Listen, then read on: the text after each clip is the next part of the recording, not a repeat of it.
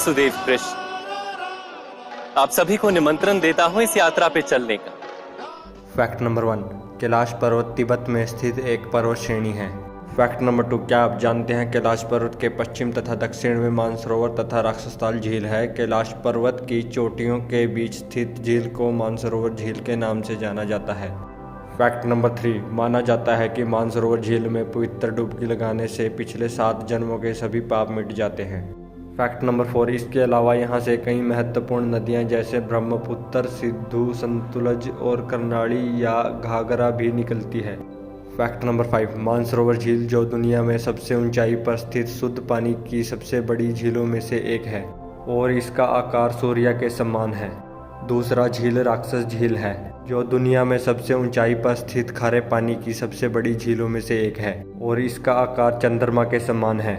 Fact number 6, Kailash पर्वत को भगवान शिव का निवास स्थान माना जाता है, इसलिए हिंदू धर्म में इसका बहुत महत्व है।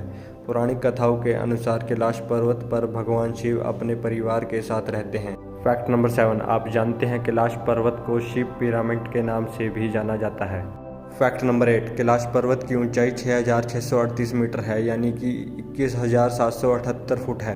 फैक्ट नंबर 9, उत्तर की ओर दूर तक कैलाश पर्वत के हिमाच्छादित धवल शिखर का रमणीय दृश्य दिखाई पड़ता है। धरा समाप्त होने पर तीर्थपुरी नामक स्थान है जहां गर्म पानी के झरने हैं। इन झरनों के आसपास चूनघड़ी के टीले हैं। माना जाता है कि भस्मासुर ने यहीं तप किया था और यहीं वह भस्म भी हुआ था।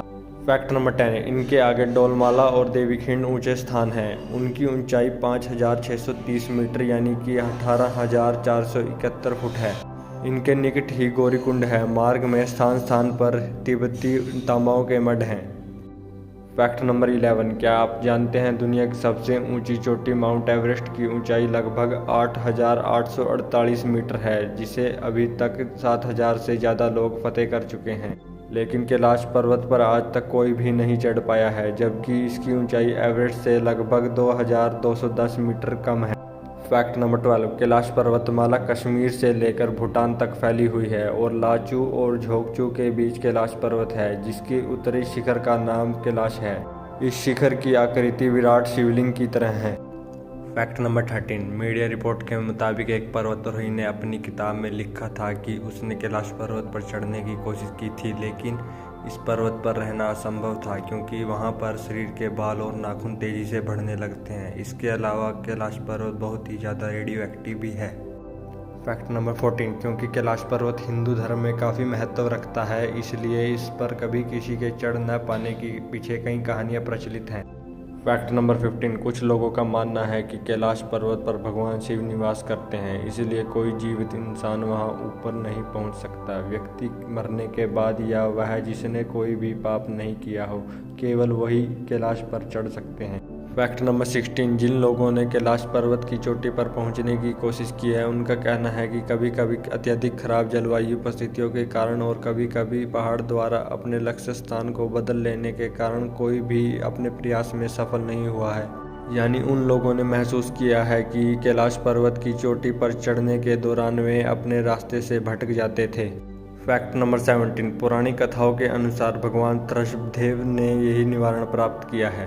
फैक्ट नंबर 18, जैन धर्म में भी इस स्थान का बहुत महत्व है। इसी पर्वत पर श्री भट्ट स्वामी ने रत्नों के 72 जिनालय बनवाए थे। फैक्ट नंबर 19, हिंदू पौराणिक कथाओं में इस बात का भी उल्लेख किया गया है कि यदि आप कैलाश पर्वत की यात्रा करते हैं तो मानसरोवर झील में स्नान करने का सबसे उपयुक्त समय प्रातः 3 बजे से 5 बजे का है जिसे ब्रह्म मुहूर्त के नाम से जाना जाता है। ऐसा माना जाता है कि इस समय देवता भी स्नान करने के लिए इस झील पर आते हैं। फैक्ट नंबर 20, माना जाता है कि कैलाश पर्वत के ठीक नीचे मृत्युलोक स्थित है जिसकी बाहरी परिधि 52 किलोमीटर है। फैक्ट नंबर 21, क्या आप जानते हैं कैलाश पर्वत पर जब सूर्योदय के समय सूर्य की किरणें पड़ती हैं तो विशाल स्वास्तिक की आकृति बन जाती है।